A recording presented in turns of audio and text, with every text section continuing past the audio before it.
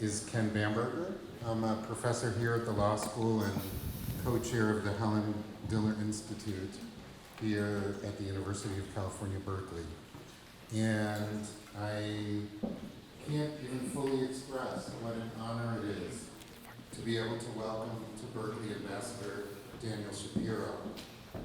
I actually first met him when we were both 19. That's fine, we can hear him. At a college leadership weekend.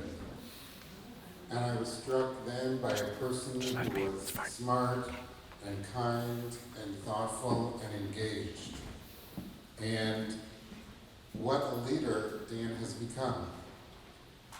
After studying Middle Eastern politics at Brandeis and Harvard, he went on to work for House Foreign Affairs Committee under Chairman Lee Hamilton, for California's own Dianne Feinstein, and then U.S. Senator Bill Nelson. Then he was Legislative Affairs Director on the National Security Council under Bill Clinton. And subsequently, Dan, who speaks both Hebrew and Arabic, was appointed Senior Director for the Middle East and North Africa of the United States National Security Council. From 2011 to 2017, he served as United States Ambassador to Israel, during which time he played a really singular role in promoting relations between U.S. and Israeli leadership. Dan's now a distinguished fellow at the Atlantic Council's Middle Eastern programs, where he directs their N7 initiative, which works to broaden and deepen engagement between Israel and Arab and Muslim countries. And he's also chairman of the Israel Institute in Washington, D.C., the organization that promotes and supports the study of Israel on U.S. campuses and the bringing of Israeli academics to U.S. universities. I look around the room and I see a number of folks who are here because of the Israel Institute. So thankfully, not just U.S. universities in general, but in particular at Berkeley.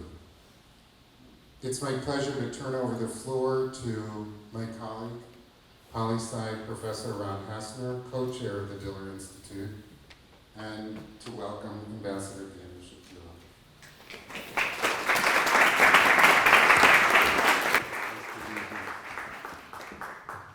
I'll join you in a second. Okay, here's introduction round 2. We're going to do this in stages.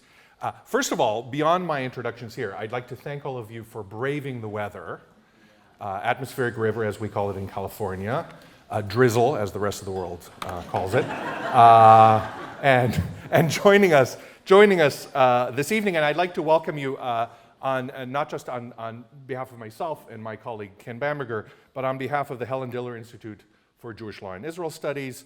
I'm Ron Hassner. I'm a faculty director together with Ken Bamberger of the Helen Diller Institute for Jewish Law and Israel Studies. As most of you know, our institute is housed at the law school. We host a robust visiting faculty and visiting scholars program. Every year we bring a half a dozen to a dozen scholars from Israel's top universities to Berkeley to teach classes across campus. 18 classes on Israel this year alone across the Berkeley campus, reaching hundreds of students. Thank you. We've got 24 undergraduate fellows, many of whom are in the room right now, who work closely with the Institute and with those visiting scholars. We sponsor academic programs for Berkeley students in Israel as well. And we host public talks like tonight's talk with Ambassador Daniel Shapiro. Next month, on April 25th, Hey B'Iyar by the Jewish calendar, we will be celebrating Israel's 75th birthday. 75 years, it's quite a remarkable achievement, especially for a state that faced significant existential struggles in its founding decades. At the same time, this Yom Ha'atzmaut is marked by political turmoil as Israelis gradually shift their political focus away from those existential struggles and onto domestic political concerns that were pushed to the sidelines over the past 3/4 of a century. So to reflect on those 75 years and consider Israel's relations with its neighbors and with its most important ally, the United States, we've invited a speaker who knows more about Israel's foreign relations than just about anybody. So there's Ambassador Daniel Shapiro for your consideration. And I should say, in addition to what my colleague Professor Bamberger said, I should note that I spent a sabbatical year with my family in Israel, 2014, 2015, and in that period, Ambassador Shapiro was our ambassador in Israel while we resided there. So Professor Bamberger gave you much of Ambassador Shapiro's background. Ambassador Shapiro and I will spend the next half hour in conversation. During that time, as is our practice, we will be handing out note cards in the audience for you to jot your questions down. I'd especially encourage questions from students. So if you are a student, please write that on your note card so I can be sure to ask your question. And we will gather those questions in the next half hour. I will stall for half an hour asking random questions. And we will collect those note cards, and then I will address your questions. So let me start. Let me sit down, grab a pen, and I'll start with this. Queen Victoria's Prime Minister, Lord Palmerston, famously said that states have no permanent friends, they only have permanent interests. And I'm not even sure that's right. I'm not even sure states have permanent interests. And yet, US-Israel relationships have been surprisingly resilient. They've had their ups and downs, but it is certainly one of the strongest special relationships anywhere in the world in the post-war global order. So how would you explain that? What has bound the fortunes of Israel and the United States together from 1948 and on? Sure. What microphone I'm supposed to be using? I think you're supposed to use that one, but you need to turn it on. Let me show you. At the very bottom. There you go. There's a little gray button there. Hello? Okay. Thank you, Ron. Thank you, Ken. Thank you to all who've turned out on this cold and rainy day. And it's an honor to be here at UC Berkeley. Yeah, you know, we are celebrating not only Israel's 75th anniversary, but we are celebrating 75 years of U.S.-Israel relations. That's absolutely true. And of course, it dates from 11 minutes after Israel's founding, when President Truman made the United States the first country to recognize the State of Israel, which was not an obvious decision necessarily. There were divisions within the U.S. administration, the Truman administration at the time.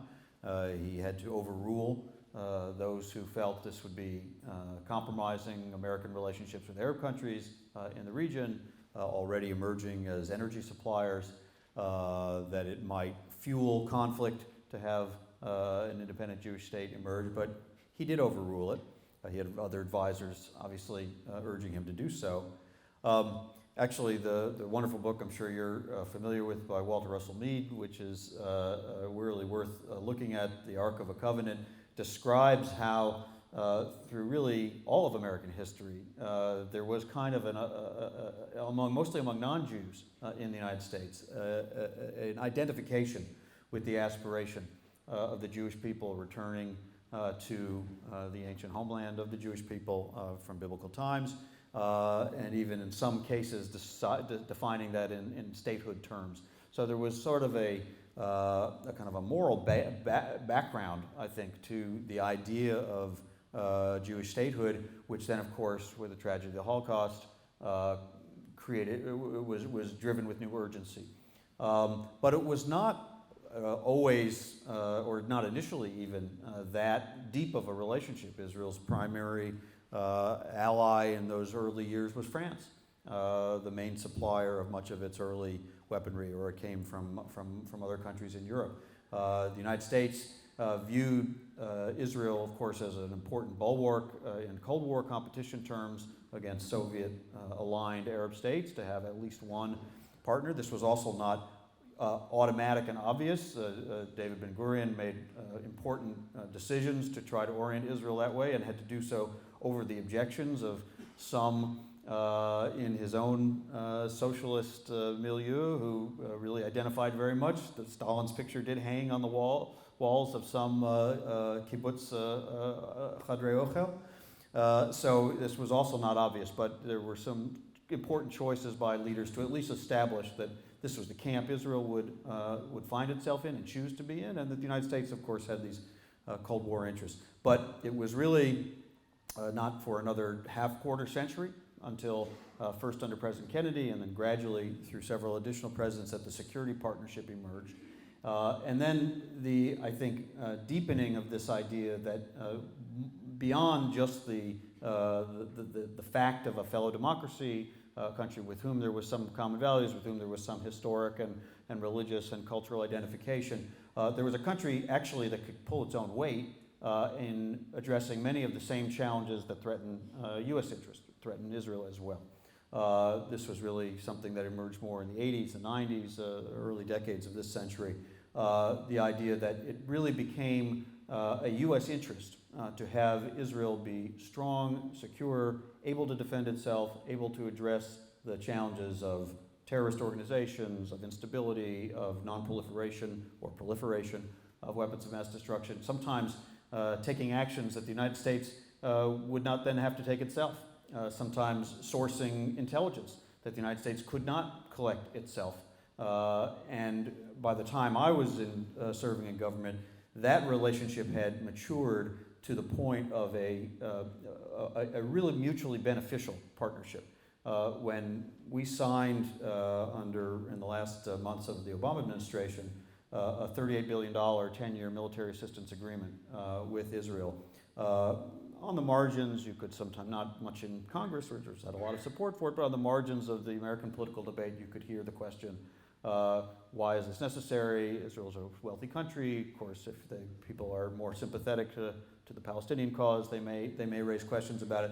But what President Obama said, President Obama, a strong supporter of Israel and a strong supporter of a two-state solution and Palestinian rights, made it very clear that his understanding as president, having by then served nearly 8 years, was that the United States gained so much by the flow of intelligence in both directions, the flow of technology in both directions, the sharing of the joint training that went on, that this was very much in our interest to ensure that relationship continued. And so those two streams, the strategic interest, the moral imperative, have reinforced each other over and over throughout American history. I think that remains the case, certainly under a president like Joe Biden, who speaks so fervently and emotionally and openly about his identification as a Zionist, what he learned at his father's dinner table.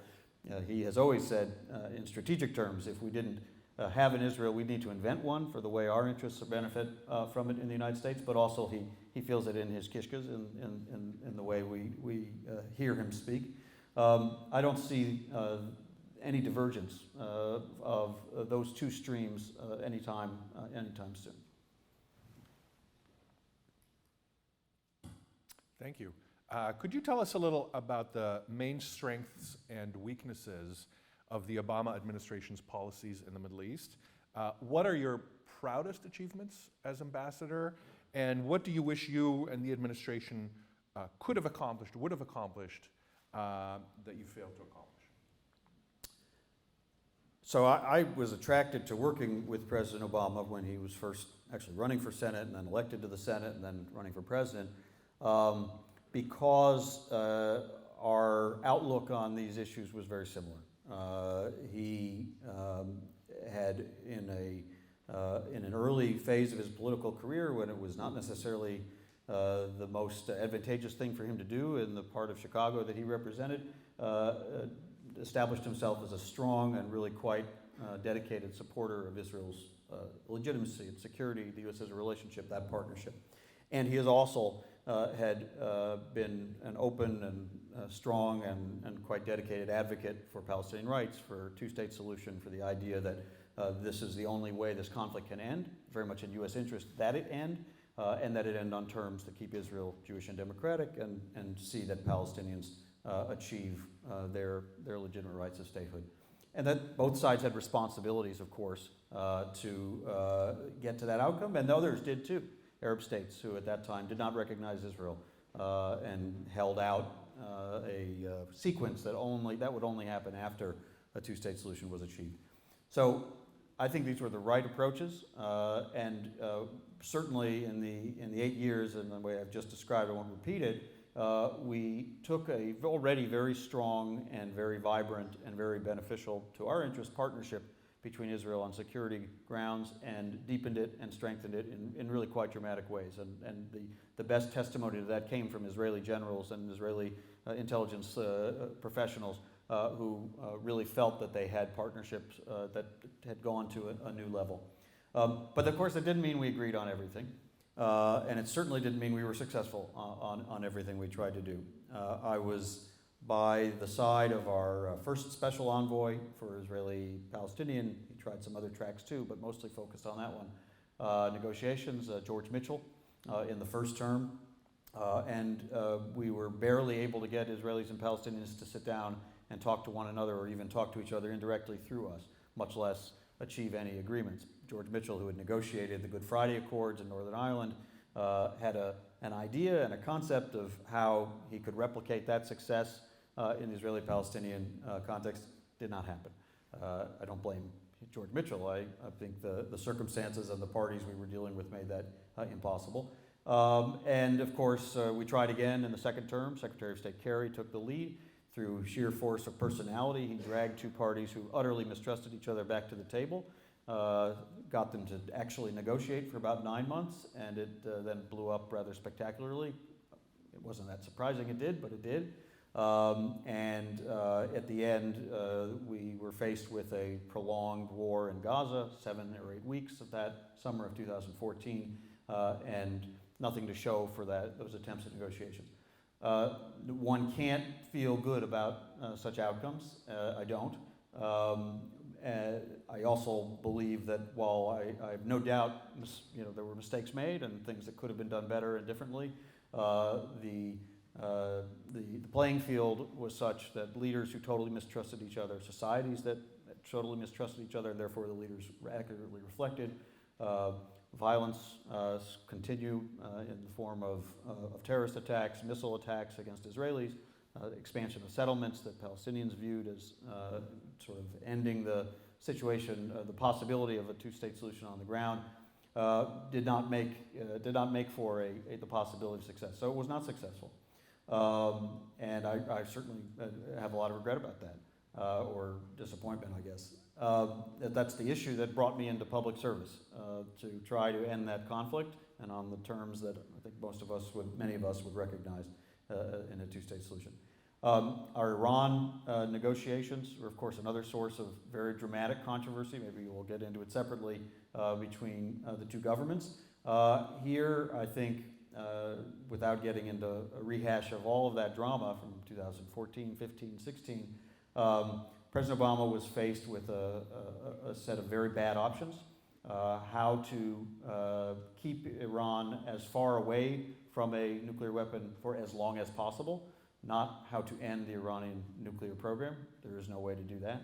A country that has skills, capabilities, infrastructure, and a very educated population. And he made a strategic choice. It was different from the choice that the Israeli leadership preferred. And then where I do have regret about is the way that controversy became so open and public and highly politicized, including in our own politics, particularly with a speech given by the Prime Minister in Congress, that I would say it weakened the trust between our two governments at a key moment. It was something we overcame, but it was far from ideal for the way you ever want to see two close allies work together. That's a small sampling. There's others, pros and cons on both sides of the ledger, but I won't drone on here. Thank you. That's very informative.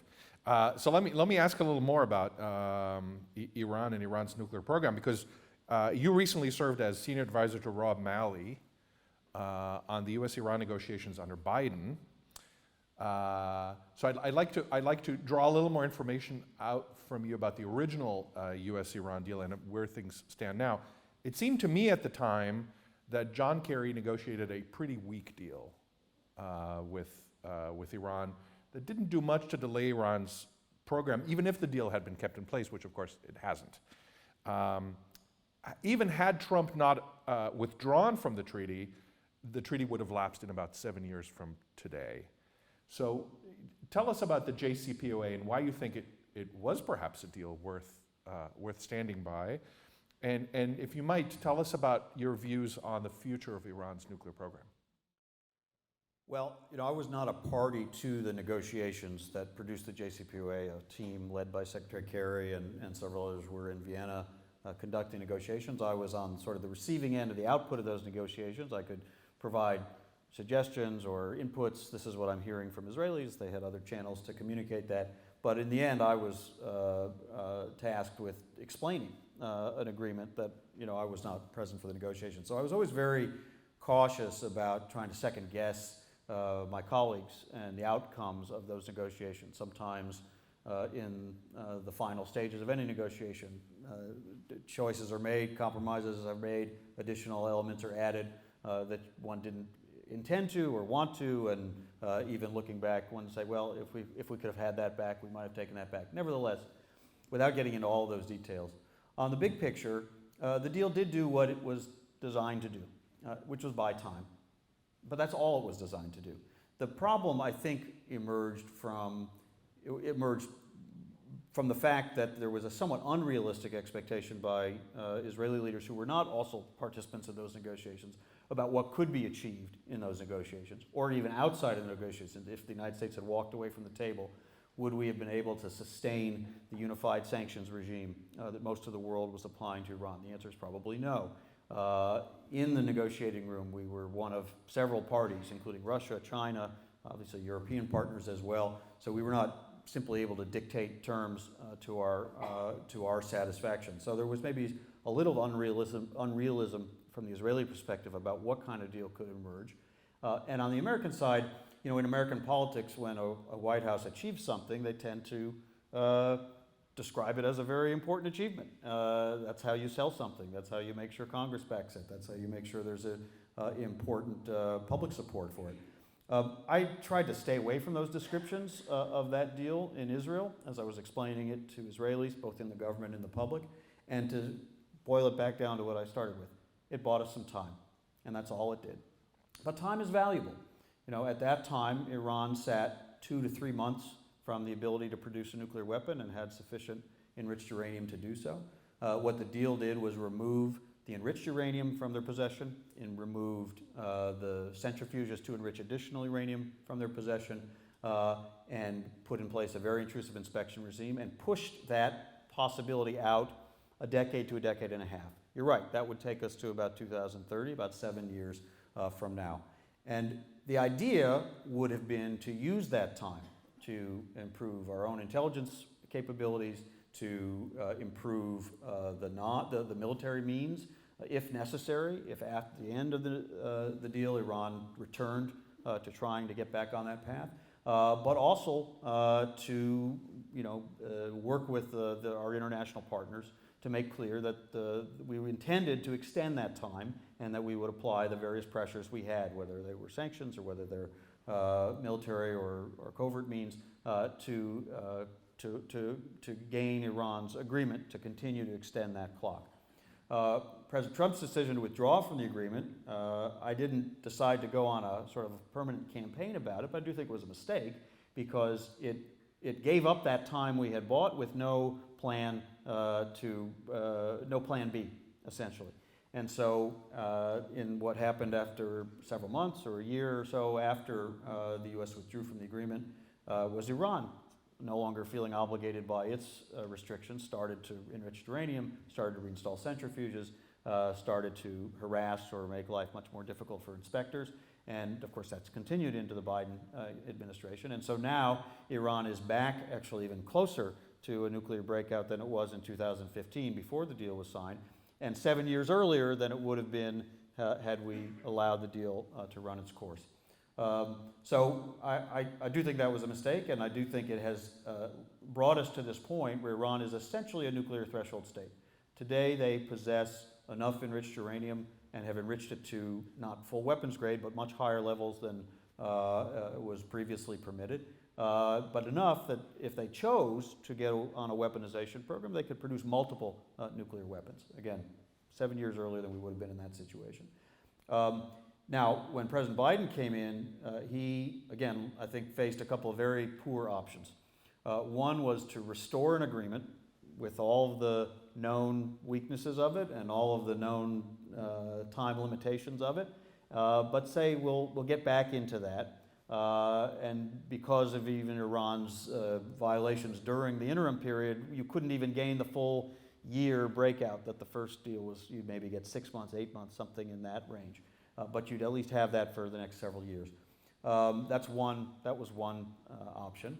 And the other option was to try, without much prospect of success, to rally the rest of the world to force Iran to back off of the gains it had made in the years since President Trump. But essentially to acknowledge that Iran is a nuclear threshold state, and our ability to prevent that or to roll that back is very, very limited.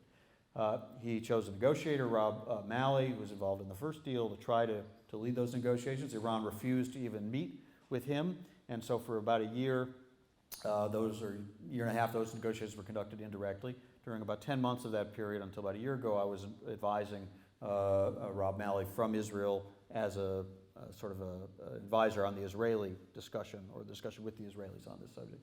But I think the time has basically passed, at least in my judgment, when the JCPOA was pretty much a dead letter. Back a year ago, March, and again in August, twice, essentially the negotiators had reached an agreement on the terms of returning to the JCPOA. And in both cases, Iran put on the table unrelated and extraneous demands that President Biden refused to meet. One was to remove the Iranian Republican Guard Corps, the sort of most terrorist sponsoring element of the Iranian military, from the foreign terrorist organization list. President Biden said no, he wouldn't do that. The second was to cancel the IAEA's inspection regime of undeclared Iranian sites where nuclear materials have been found.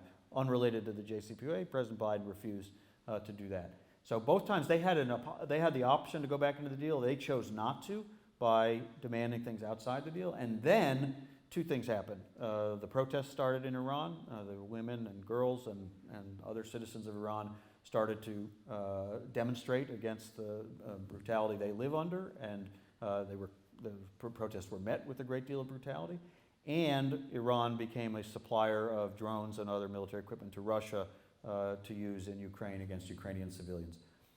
Both of those elements have changed the playing field, where even if Iran came back to the table tomorrow and said, okay, no more extraneous demands, we'll take the original deal that was available last March and last August, there are things the United States can no longer do, or at least politically they're not viable for President Biden to do, that he would have been required to do because of new sanctions, because of the protests, new sanctions because of the Russia-Ukraine weapons supply. So I think we're past the point where the JCPOA is even relevant. But where does that leave us? That leaves us with Iran as a nuclear threshold state with several bombs worth of enriched uranium, and the ability, if they choose, which they so far haven't, to weaponize it in a relatively short period of time, 1 to 2 years, let's say. And so that requires a new strategy. And it should be a joint U.S.-Israeli strategy. I think there actually are some fairly productive discussions going on, but the elements of that are still falling into place. Deterrence is going to have to be a big part of it.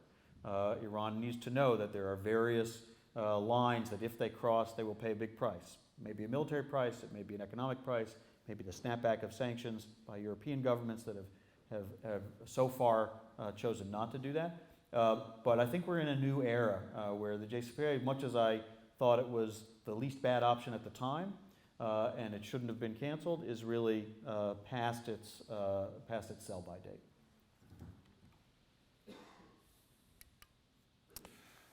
Very interesting. Thank you.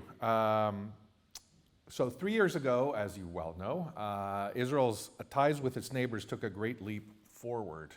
How would you explain the signing of the Abraham Accords, dafka, under Trump and Bibi, and why do you think that this leap forward didn't happen sooner, or perhaps did happen sooner but just wasn't manifested sooner? Well, the Abraham Accords, which I welcomed the moment they were announced, and I want to also say that then candidate Joe Biden welcomed the moment they were announced. I was advising his campaign at the time, and it was certainly the only time he said something positive about a Trump administration initiative. I'm not sure I had many others, but I give full credit to the people who worked on it, and it happened on their watch, so they're obviously, they deserve that credit. In some respects, they were the product of a very long process. Even in my earliest days in the Obama administration, we learned about quiet dialogues that Israel and UAE officials would have, sometimes in hotel rooms in Washington, sometimes elsewhere, and both come to report to us on them. It was clear that the UAE had already ideologically overcome the idea that Israel was an enemy and found it to be actually a partner because of their common fear of Iran and the threats Iran and its proxies posed. Those dialogues were occurring, some technology and intelligence was being exchanged. And so this was building up. By 2015, the UAE agreed to allow an Israeli delegation to be housed in Abu Dhabi at an international organization, the International Renewable Energy Agency, that the UAE had bid to become the host city for. And that was something the Obama administration, actually Vice President Biden at the time, worked very hard to get them to agree. So you could see these sort of slow, measured steps in the direction of what ultimately became the Abraham Accords, but still well short of full normalization, absolutely. Now at the time, of course, the King of Saudi Arabia, until very near the end of President Obama's term, was King Abdullah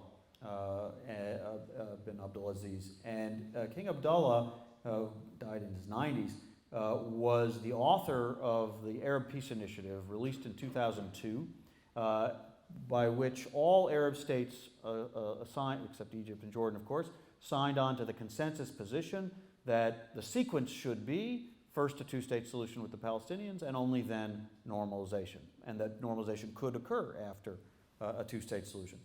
So while that Saudi king reigned, and while he was alive, it's very hard for me to imagine any Arab state moving out ahead of the document that he drafted that they had all signed on to. Of course, he did pass, replaced by a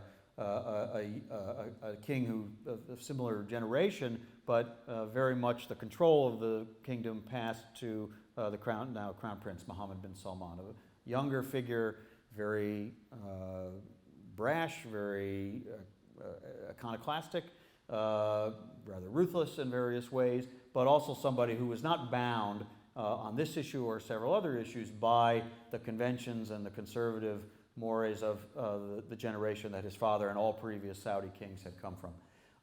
Once it was clear that the Saudis had made that shift in their own thinking, even though they haven't yet actualized it with their own normalization agreement, I think it was a very different playing field for a country like the UAE, and then of course Bahrain and Morocco joined, to say, look, we are no longer bound, or should no longer be bound by a sequence that ties itself to an utterly stalemated conflict. I mentioned our earlier failures on Israeli-Palestinian talks, and it was certainly clear by the early years of the Trump administration, and this is something I disagreed with the Trump administration on. They weren't making an effort, a real one, to get back into Israeli-Palestinian negotiations toward two states. So that wasn't going anywhere. And for countries like those countries who felt they could advance their interests by normalizing their relations with Israel, to hold back on doing so until an utterly stalemated conflict found its way to a breakthrough no longer made sense, but there was also no longer the same barrier. But I'll add to it that President Trump had a uniquely transactional style.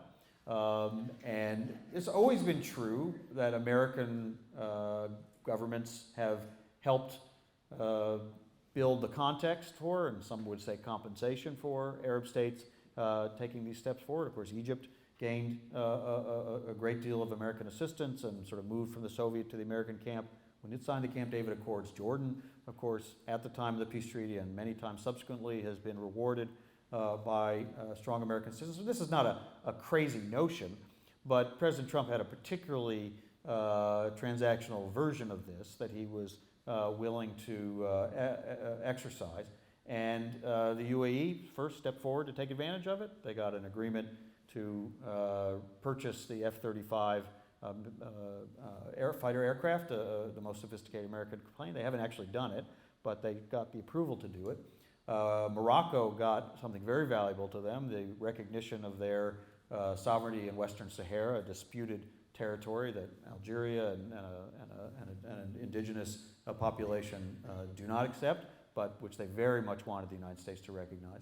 And so putting those things on the table, I think, was sort of the last opportunity, or the last kind of piece of the puzzle for countries that saw their interests could be advanced in their technology and intelligence exchanges, saw that there was no longer the barrier of the broad Arab consensus, Saudi-led consensus against it, saw the Palestinian issue was utterly stalemated, and saw they could get something very valuable from the United States. So it happened on their watch, and again, full credit. To me, it's the most positive thing that's happened in the Middle East, certainly in the 30 years I've been working in the region, and it's why I've now thrown myself at trying to expand and deepen it further to new countries and down to the level of the citizens of the countries that have already normalized their relations through the N7 initiative I'm leading at the Atlantic Council. Funny you should mention. So, last week, the Atlantic Council's N7 initiative hosted a conference in the UAE to promote cooperation between Israel and representatives of 10 Muslim-majority countries, and you direct that initiative. So could you tell us more about N7 and what motivated these 10 states to join and meet with their Israeli counterparts? The N7 initiative began before I was with the Atlantic Council in October of 2021. So this is about a year after the Abraham Accords were signed, and it was still very rare for Arab leaders and Israeli leaders to meet. A few prominent meetings had been held. But the Atlantic Council, I helped them as a non-yet affiliate, but I attended the conference, I helped moderate a lot of it, invited senior officials from Israel and 6 Arab states that had announced any form of normalization with Israel: Egypt, Jordan, UAE, Bahrain, and Morocco, and Sudan, to attend. And it was the first time, and actually to this day the only time, that has occurred. These were ministers, national security advisors, deputy ministers, members of parliament, ambassadors. It was quite a significant gathering.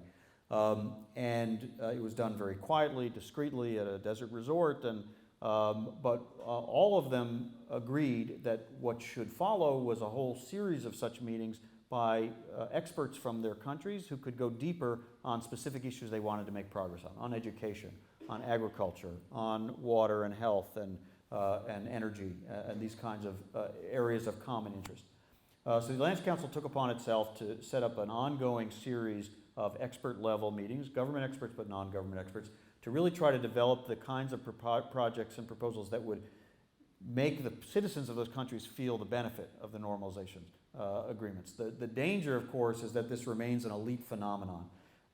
Ministers, princes, kings, prime ministers meet one another, but the average Moroccan or Bahraini or UAE citizen doesn't understand how they have benefited from it. These are not democracies, of course, but it's not as if those countries can ignore completely their public's views. And certainly if you want to get new countries to join, they want to be able to join a club that is actually producing benefit for their people. So we took it upon ourselves to do that. Essentially what you might call the Track 2 companion to the government exchanges. Along the way, the government met in the Negev Forum, the Negev Summit, and then the Negev Forum, and they created sort of the multilateral communication among these countries at the level of ministers, and then working groups that they set up. But that's very bureaucratic. It moves very slowly.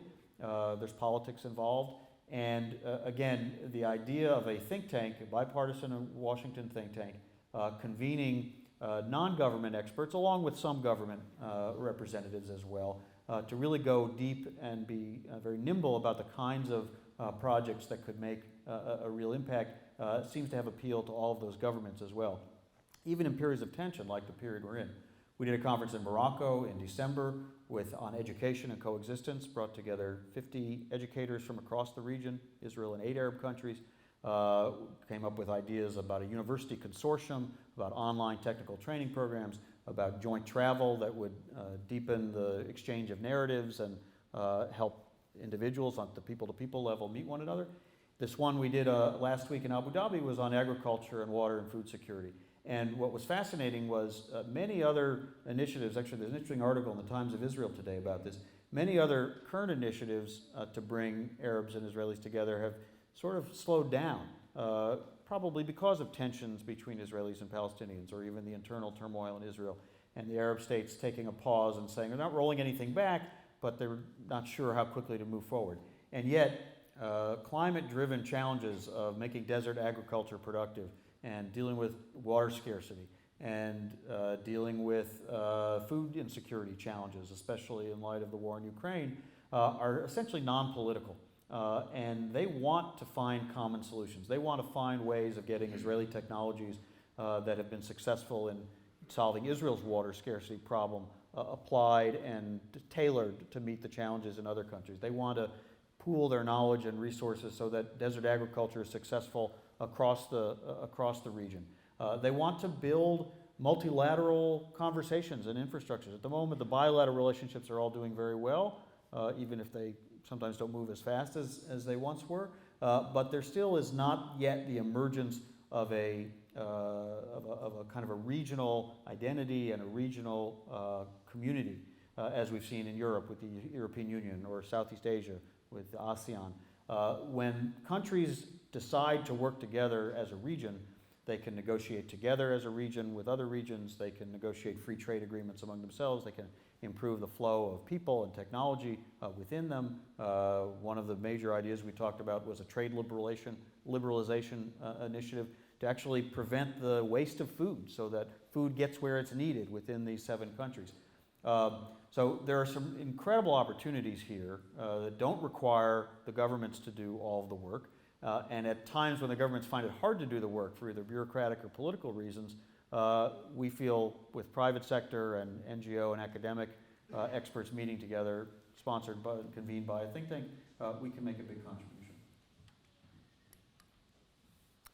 So I'm kind of amazed and delighted by what you just said, which is news to me. Is that because I'm reading the wrong newspapers, or because this is currently being kept rather quiet? In other words, this seems sort of startling and exciting to me, but I haven't seen it covered in sort of mainstream reports.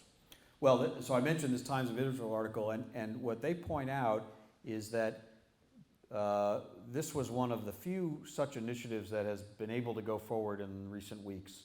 As I said, these countries may no longer see a two-state solution as all that viable. They may have their own complaints about the Palestinian leadership. They may certainly not want to sublimate their own interests to what they see as a stalemated conflict. But they also have a public and even leaders themselves who are sensitive to moments of deterioration. We're sensitive to hearing statements by very far right members of the Israeli government that seem to speak in terms of annexing territories. And in that environment, it is not surprising that a certain amount of caution has crept into what can go on at the official level, and that's the kind of stuff that usually gets into the news. When the Prime Minister of Israel visits an Arab country, that's in the news. Well, this current Prime Minister has not yet visited any of these Abraham Accord countries, although his 2 predecessors did. So in that atmosphere, and the article makes this clear, when a maybe less political kind of initiative, agriculture, water, food security, things that really are science-based and things everybody deals with. They suffer from the challenges, they want to seize the same opportunities. There is an interest in allowing that kind of conversation to go forward. It was, lowish profile, not zero profile, it's in the news. But it had the pitch that I think these countries and governments were currently comfortable with in this current environment. But the fact that they wanted to go forward, call it track 2, call it non-governmental companion to the government, the fact that they wanted to go forward suggests they are looking for ways to keep progress flowing even when the politics of the moment make the bigger headline types of meetings and initiatives harder to go forward with. There's at least one student in the room who shares my interest in Saudi-Israeli rapprochement. So recently the Saudi monarchy made sort of surprisingly explicit comments on preconditions for warming of Israeli-Saudi ties. I say surprising both because of what they include, specifically on the nuclear energy front, but also on what they exclude, specifically on the Palestinian front. So could you peer into the future and tell us what's in store for Israeli-Saudi relations?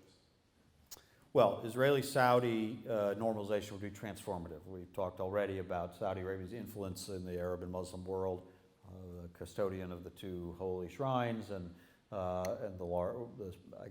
one of the largest Arab populations, but certainly their religious and cultural influence is vast.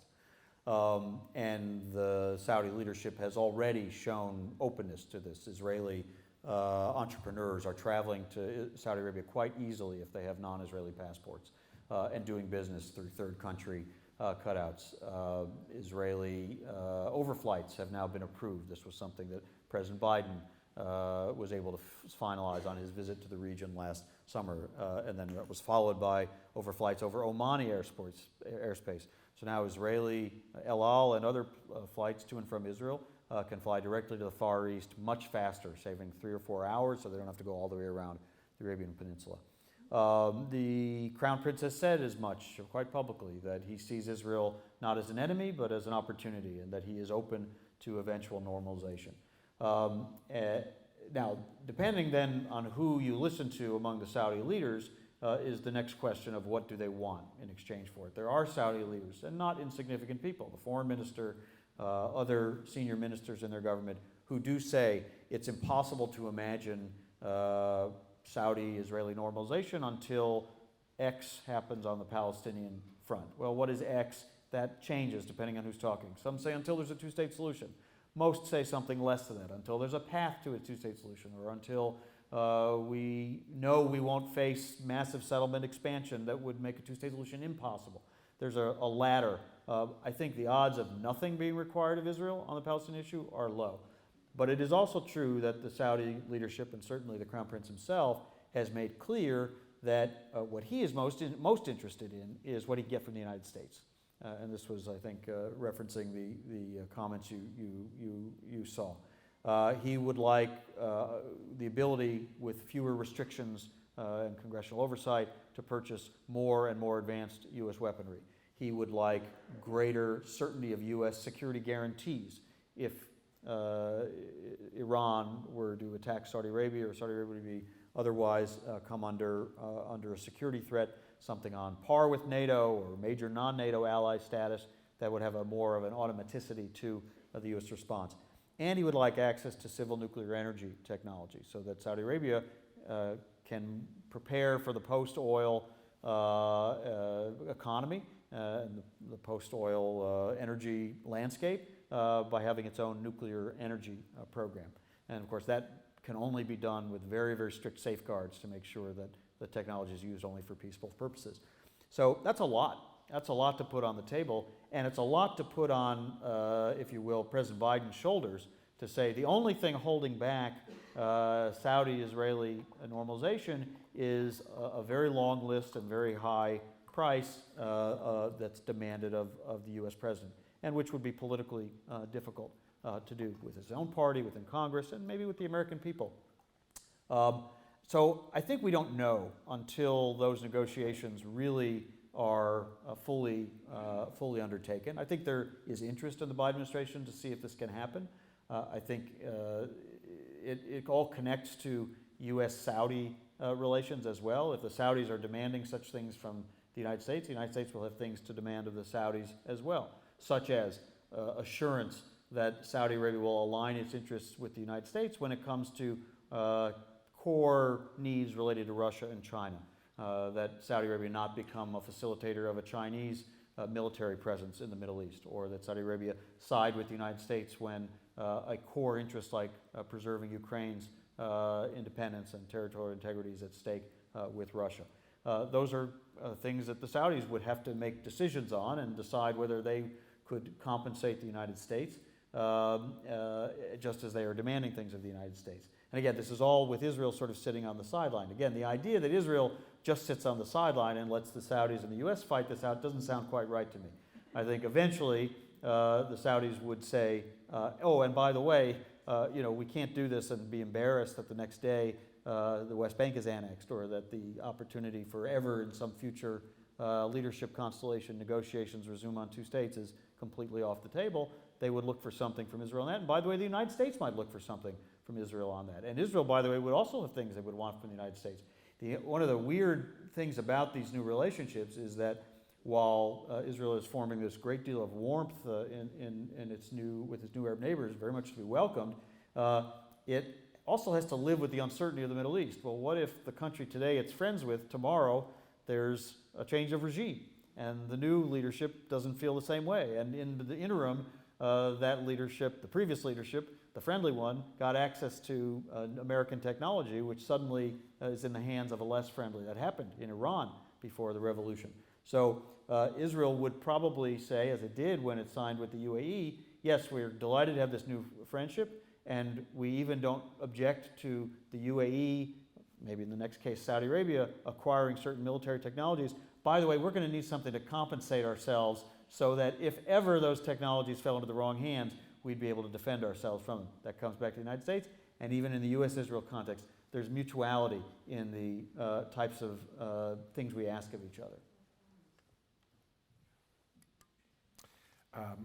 I have another N7 question for you, but before I ask that one, I'd like to ask a question from a student, if only because it'll give you a notion of the caliber of Berkeley students. So I'm gonna read this question verbatim. Where do you think U.S. foreign policy lies on the balance of idealism and realpolitik? You highlighted that President Obama underscored the mutual benefits of a U.S.-Israeli alliance, but do you think American ideals of liberalism, democracy, etc., play an active role in foreign policy toward Israel? Good luck. I added the good luck part. Yeah. There are many books written on this subject, so everything I say will obviously be standing on one foot. I may be biased. I'm sure I'm biased, based on my own career experience, based on the issue set that I have devoted my career to. I actually believe the U.S.-Israel relationship, as it has mostly been conducted, is a manifestation of both pursuit of interests, hard-nosed security and realpolitik interests, and a manifestation of values that are very central and should be central to U.S. foreign policy. There's always tension. I mean, I think the idea that we can have a kind of a hermetically sealed foreign policy in which these two don't interfere with each other, or in which they're in perfect harmony or perfect balance, is not the real world. And so there is a constant tension in all relationships, not just on this one, or in all policies, not just on this one.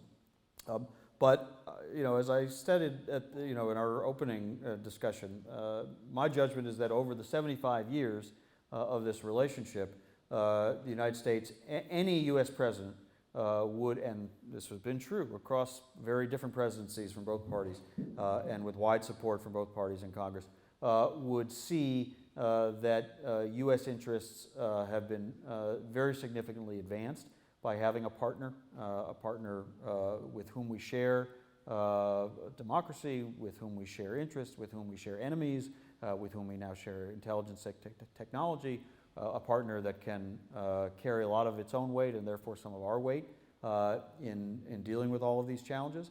And of course that has developed into a major high-tech center, which is bound very closely to the U.S. economy, especially in this part of the country. And that has manifestly served U.S. interests of many kinds across many decades.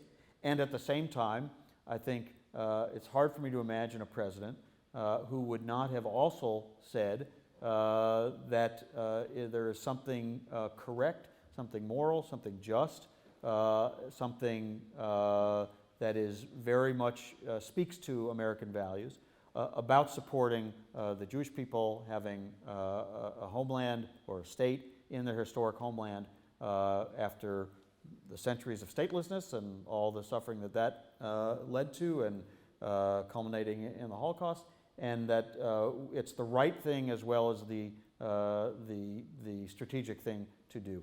And none of that is in tension or needs to be in tension with a similar values and interest-led policy that supports the end of the Israeli-Palestinian conflict in a two-state solution. There's something that speaks to American values about ensuring that Palestinians, if they can meet various responsibilities, can also have the same rights that other peoples have. And frankly, it serves the U.S. interest to keep Israel that secure Jewish democratic state that has made possible that strategic alliance.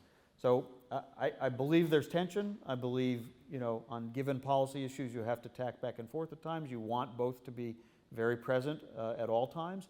But I am not troubled by how that tension has manifested itself in this particular relationship in the sweep of the 75 years.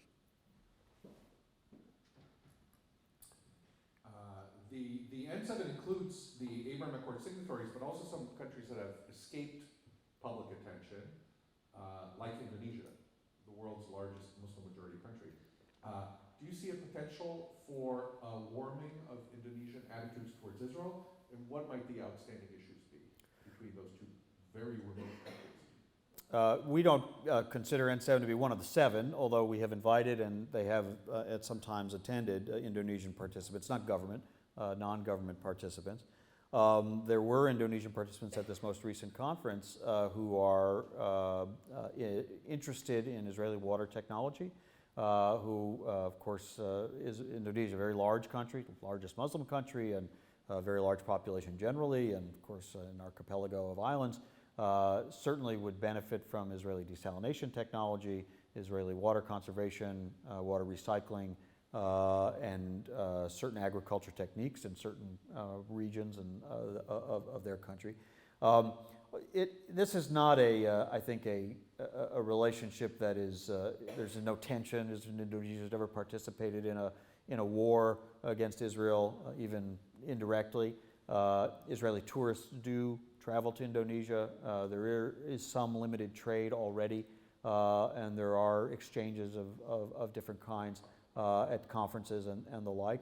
To me, it is, I don't want to say it's low-hanging fruit, but it is achievable for Indonesia, which of course has many higher priority interests than this one, but to see that ultimately its interests would be served, and that especially I think in the context of Saudi Arabia either normalizing or moving toward normalization as the sort of religiously leading Muslim country, for other Muslim countries like Indonesia to say, this is something that can be accommodated in Indonesian politics.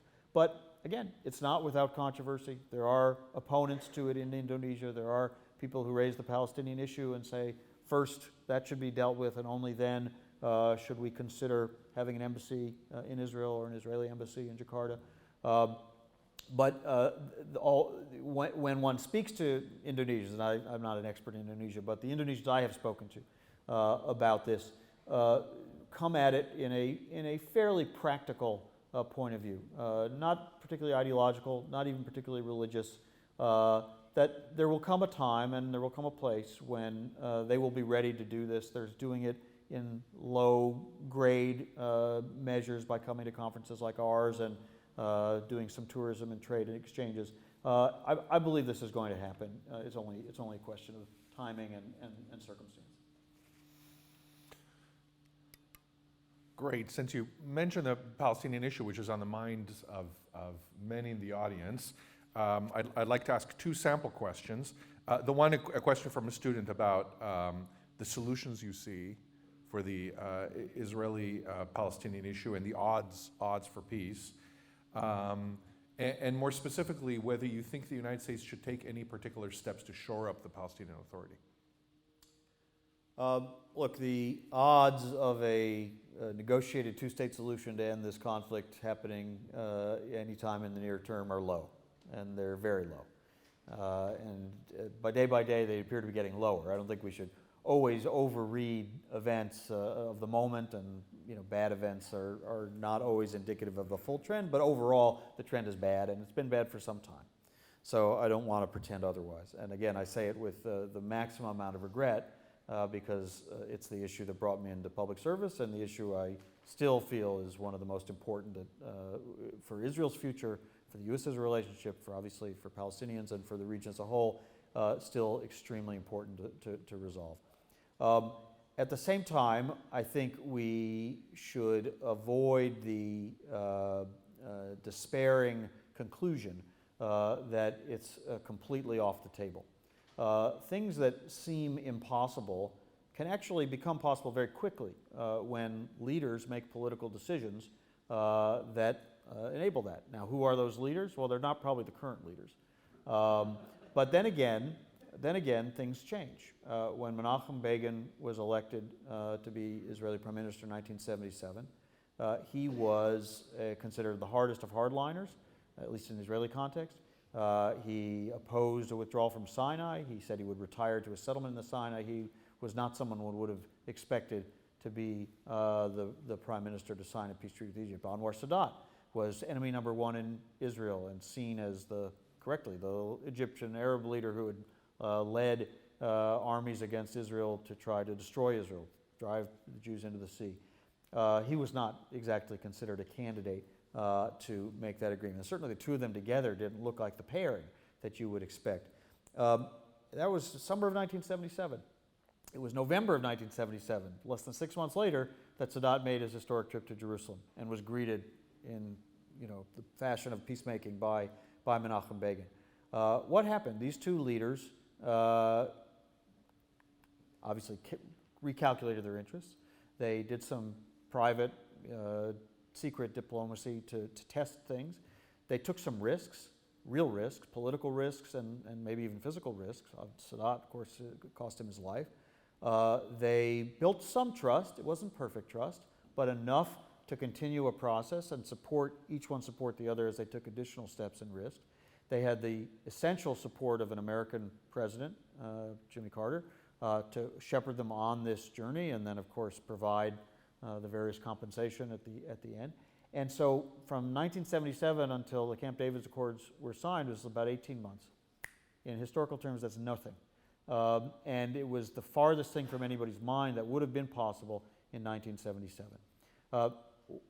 I just recite that history to state that we therefore know it's possible. We know what seems impossible can become possible very quickly when certain leaders step forward and make certain kinds of decisions. Am I predicting that's going to happen? I'm not going to predict it. Do I know who those leaders would be? I don't. Do they know who they are? No. They will surprise themselves if they get there, as Begin and Sadat did, to be the leaders who will make these types of historic decisions. But I don't want to be despairing. I know Palestinians, many of them not in any kind of political role. They're in the business community, they're in other fields, who I think have the foresight and wisdom and creativity and openness to do things that so far their own leadership has not been able or willing to do that might open that pathway. Can they get to the political leadership? Can they survive it if they take those risks? I don't know. Again, I don't think this Israeli coalition is possible. It's possible, but there was just a very different coalition right before this one, and even previous coalitions led by this prime minister that looked very different from the current one, in which serious discussions were undertaken about very dramatic steps that Israel would have to take, again, if they're met mutually by Palestinian steps. So I don't think we can afford to treat it as a dead issue. I've done some work, and others have as well, studying the alternatives, and the alternatives are all very bad. So that's an incentive to keep coming back to this maybe what seems out of reach, but which I don't believe is impossible, but again, very much depends on decisions of political leaders. There was another piece of this question that you asked. All right, did I get it all? Okay. Well, I have a sequel question. Again, I'm sorry, you did ask about the Palestinian Authority. So, yes, I'll just say, just a sentence or two. Look, the Palestinian Authority is not in good shape. President Abbas is, of course, aging and really not, I think, at the stage of his political career where he is going to have the energy or creativity to do some of this kind of risk-taking and thinking out of the box. And I think he'll want to end his political career having held to certain narratives that ultimately are not going to allow him to make that step. At the same time, He's under economic strain. You know, there's obviously there's of course corruption in that Palestinian Authority, and that has produced a big blowback from his own public.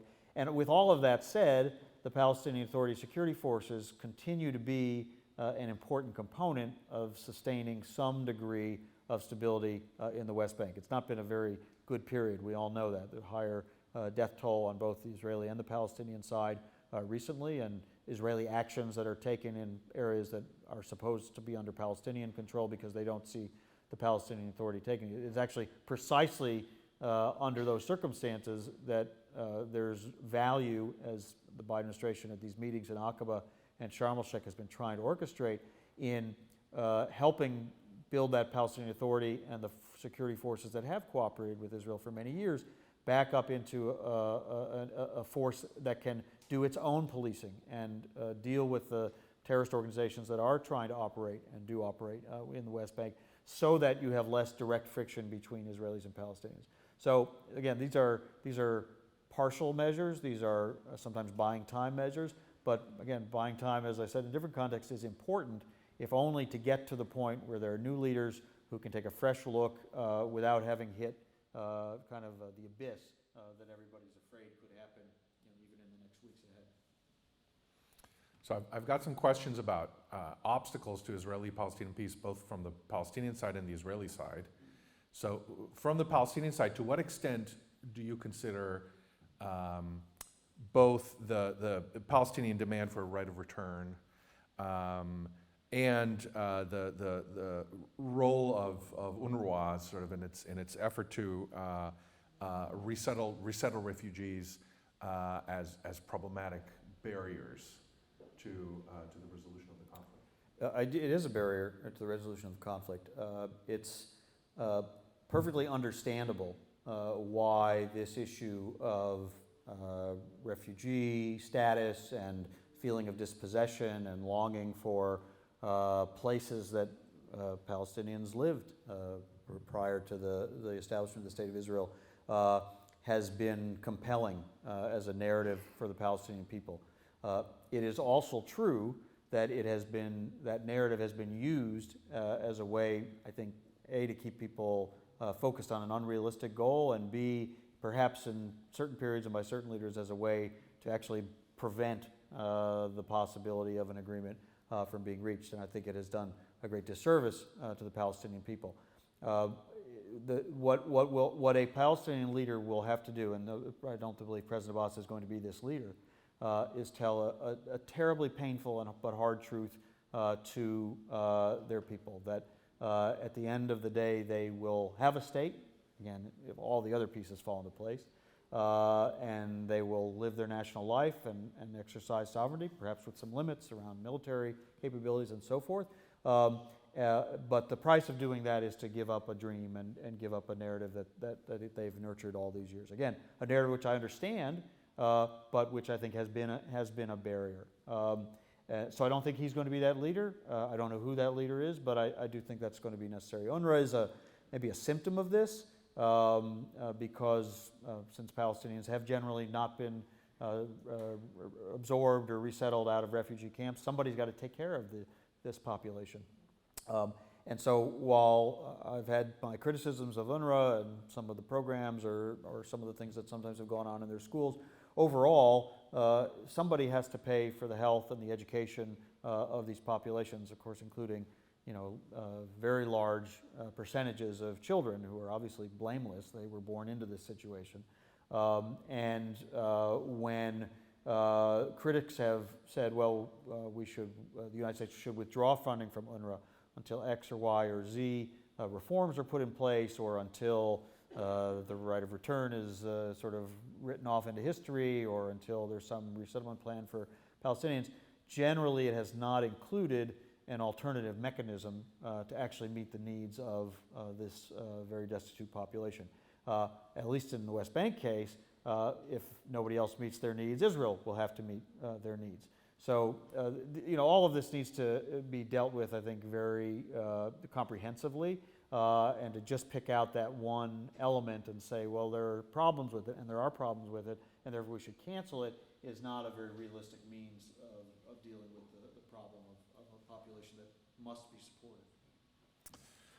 On the other side of the ledger, I have a student asking whether you see an increased tension between American values and continued Israeli rule over some Palestinians,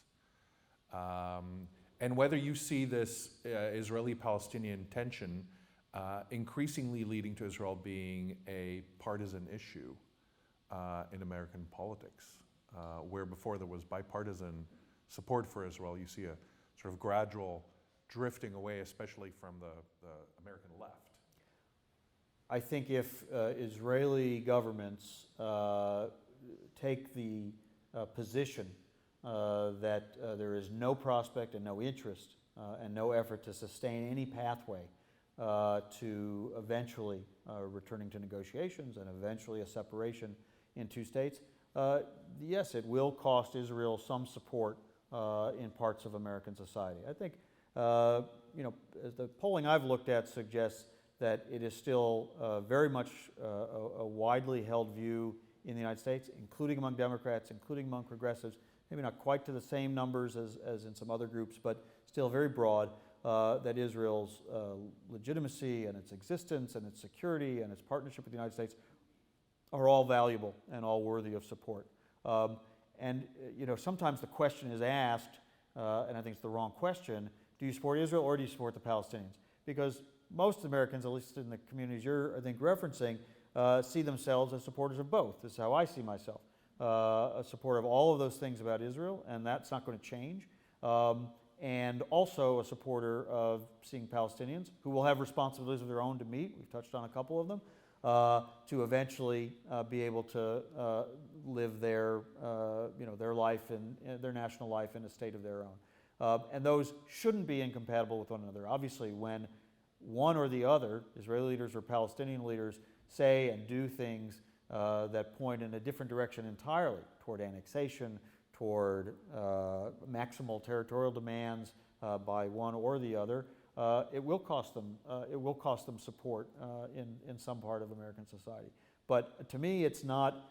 So it's something I think Israeli leaders should be careful and bear in mind. And this particular government has a particular character or particular personalities within it that I think maybe feed this trend. But I think it's only been in office for a few weeks. I think you look at these things over a sweep of time and over a sweep of some years and several governments, not necessarily what happens on from February to March. But it will obviously be something that some Americans will draw conclusions about, and not necessarily to Israel's benefit. You recently wrote in Haaretz about the thaw in Iran-Saudi relations. Could you tell us how the renewed ties between Tehran and Riyadh affect U.S. interests, Israeli interests? Should we worry?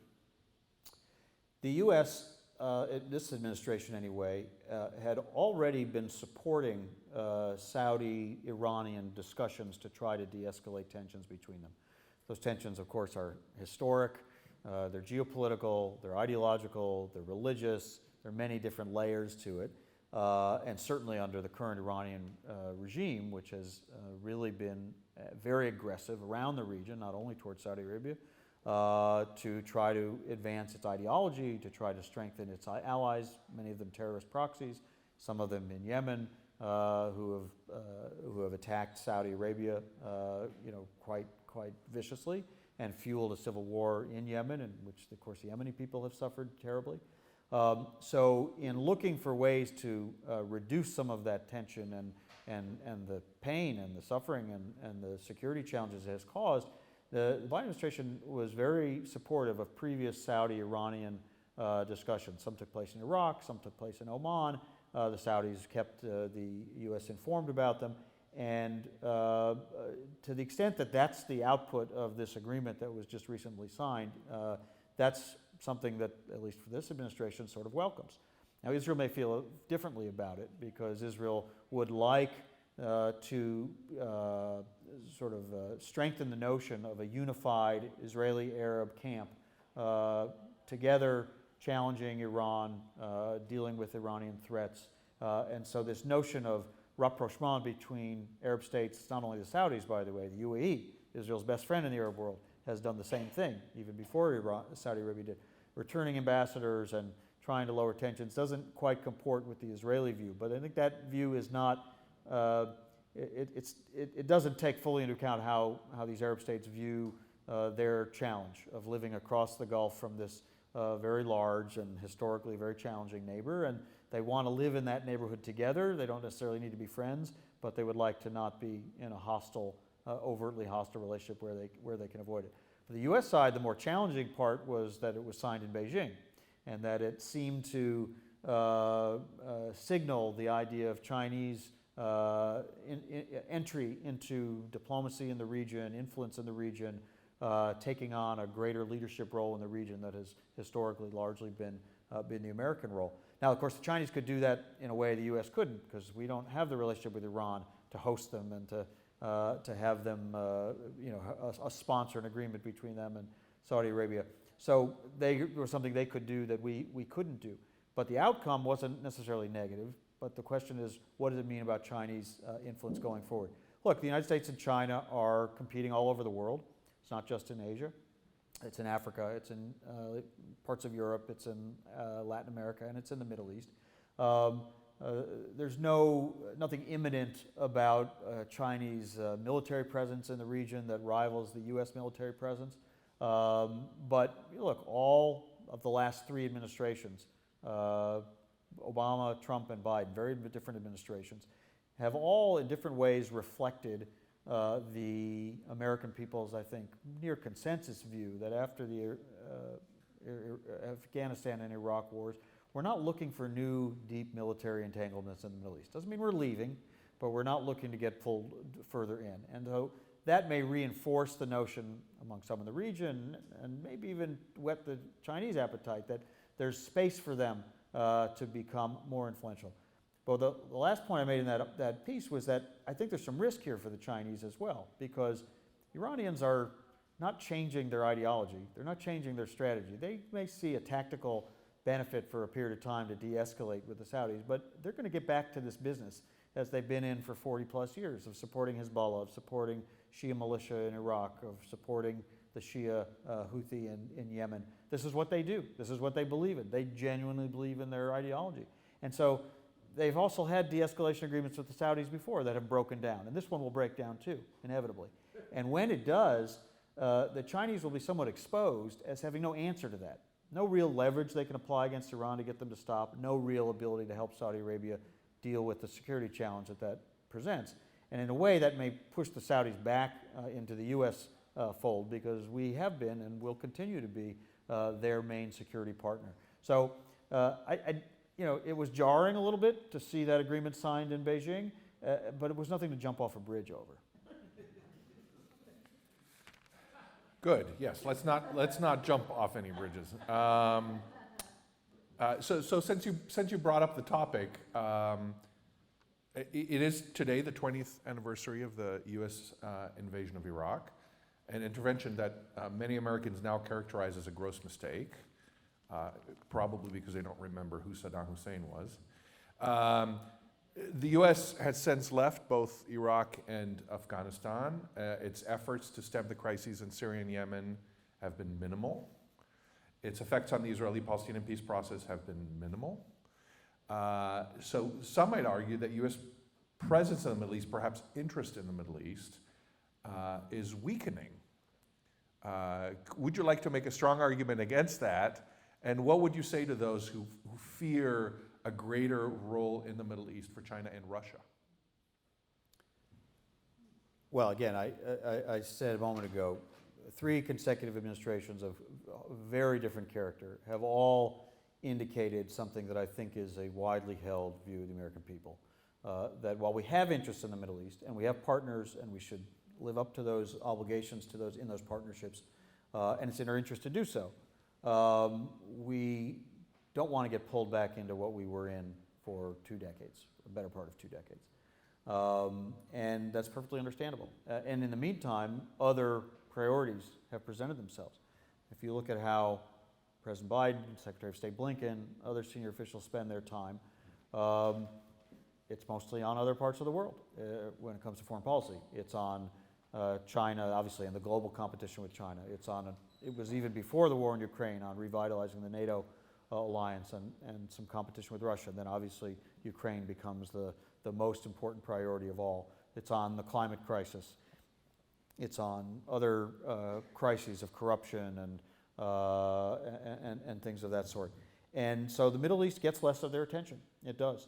And that is concerning to some Israelis. It is concerning to some in the Arab world who wonder if the United States is actually leaving.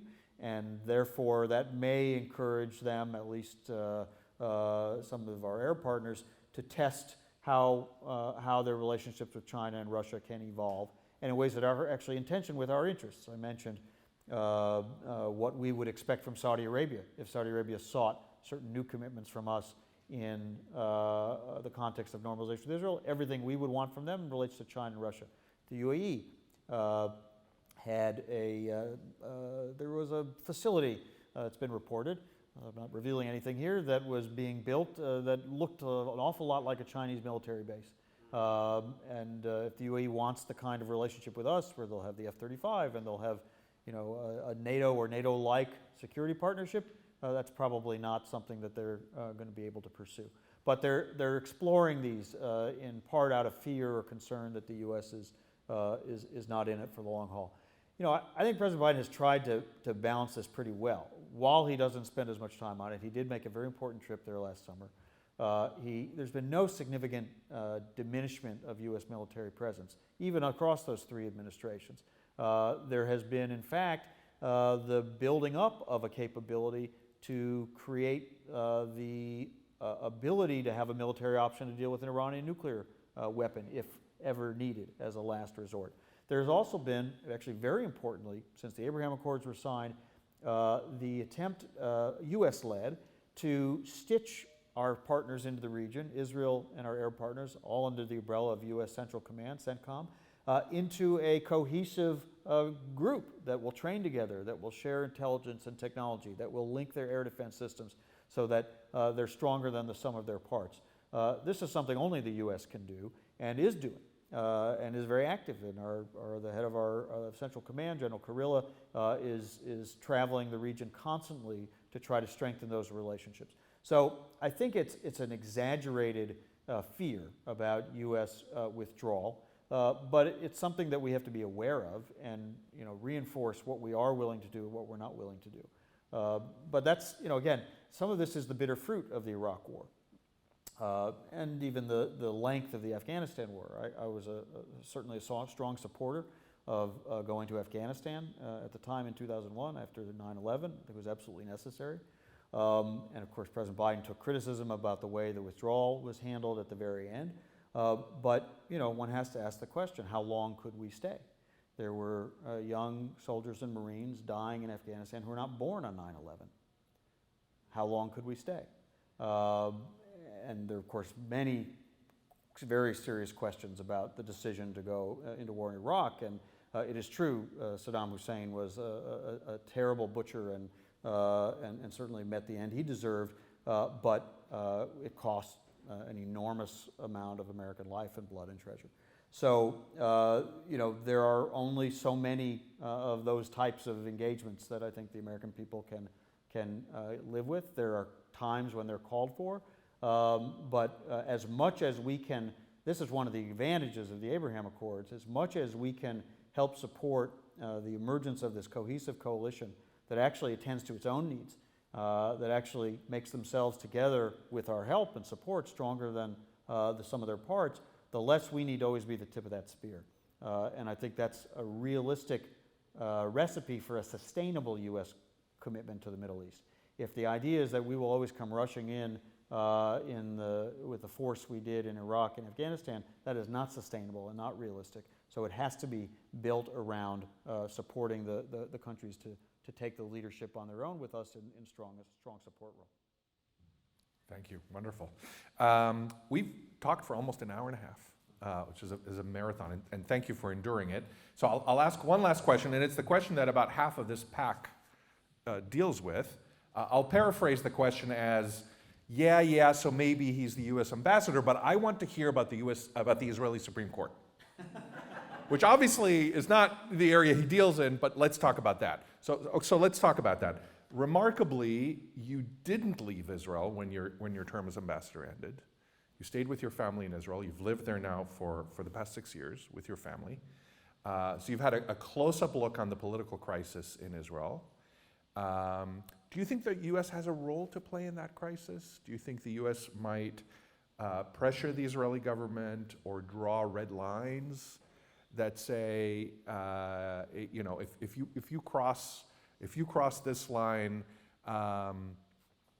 this will sour a relationship in perhaps irreversible ways. Do you have any advice for the current ambassador and the U.S. administration about how to handle? I think that's a fair question to end on. About how to handle what really looks like a crucial moment in Israeli political history. Well, we have lived there. I want to add, we've lived there as expats, not as citizens of Israel. We're only American citizens. We'll soon actually be moving back to the D.C. area. But it's been very meaningful to have these years post-government service, to spend time among Israelis, among our friends, to let our daughters have a deeper connection than you can sometimes have when you're in the diplomatic bubble. And we're very happy we've done that.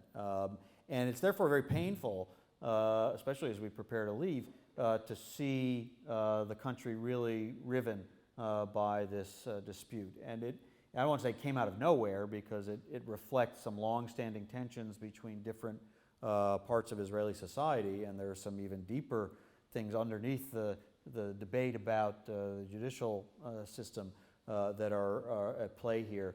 But obviously, to see Israelis talk about their fear of Israel's democracy, of Israel moving down the path of illiberal democracies that some, particularly in Europe, have gone down. Hungary and Poland are mentioned as examples.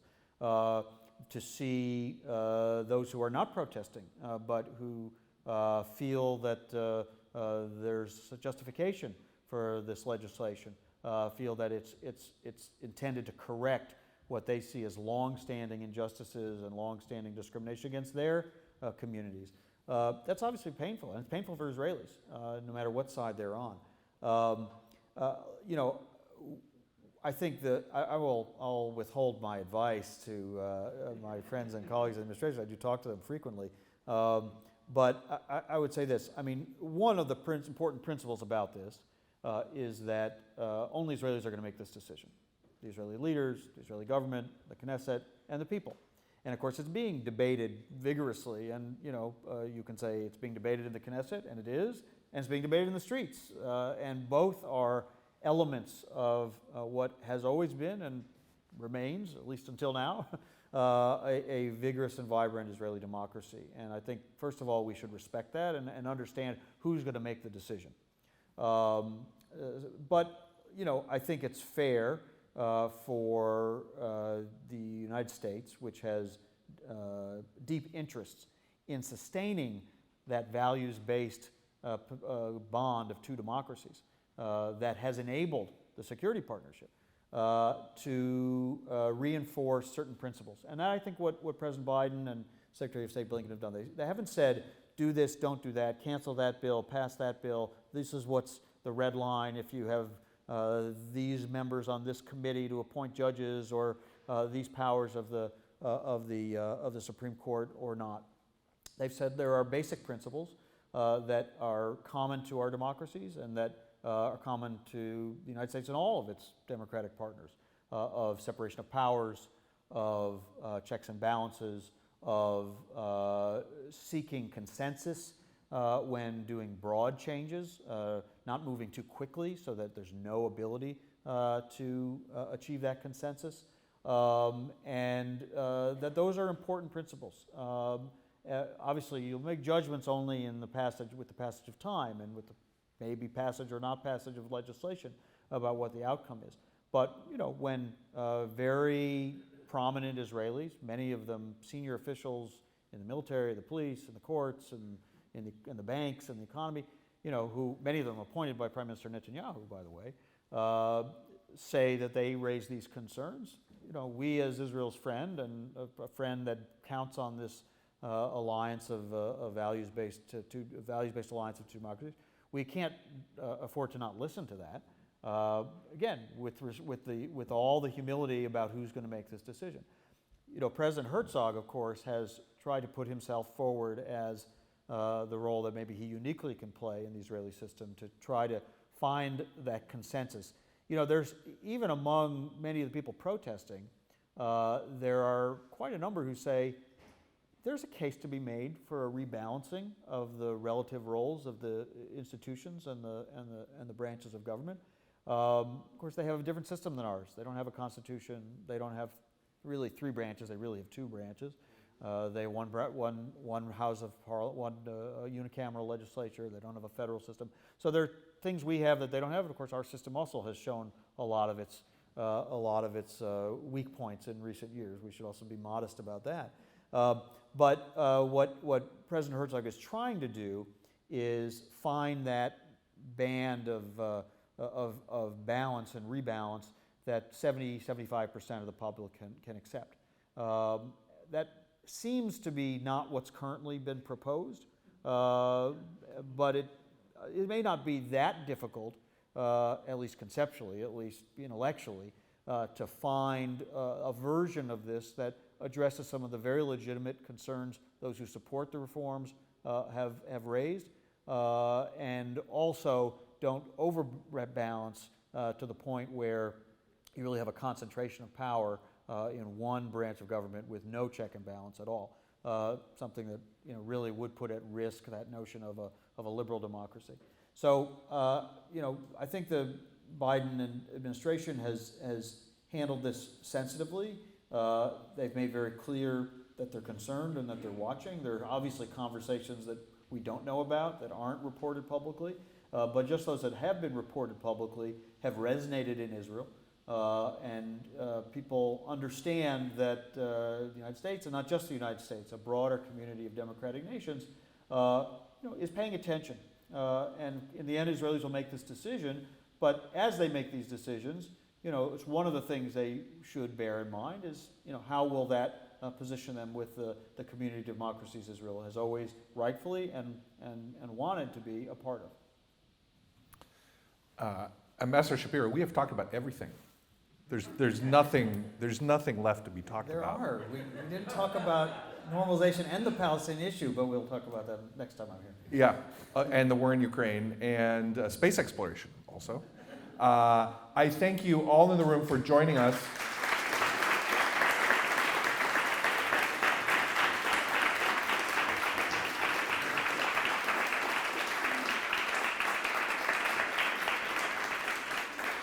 You're going to have to clap again in a second. So first of all, I thank you for joining us on the occasion of Israel's 75th birthday for this special event, especially the many students in the audience. I'm super grateful that you all came. And I hope you will join me in clapping once again for Ambassador Shapiro for answering all our questions so graciously and wisely. Great pleasure.